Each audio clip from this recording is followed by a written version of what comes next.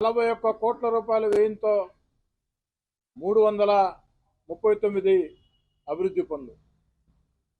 ఈ 339 అభివృద్ధి పనులు కూడా 60 రోజుల్లో పూర్తి చేసి ఒకే రోజు ప్రారంభోత్సవాలు చేయిస్తానన్న మాట చెప్పడం జరిగింది.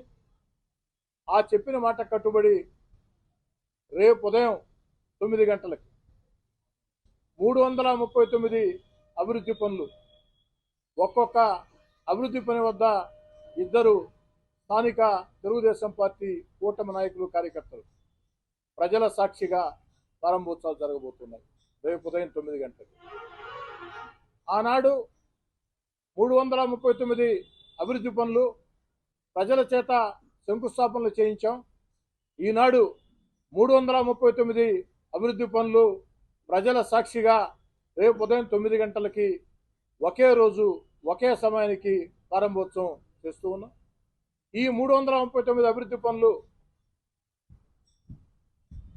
ఆపరేషన్ సింధూర్ భారత్ యుద్ధ వీరులకి అంకితం ఇస్తూ ఉన్నాం.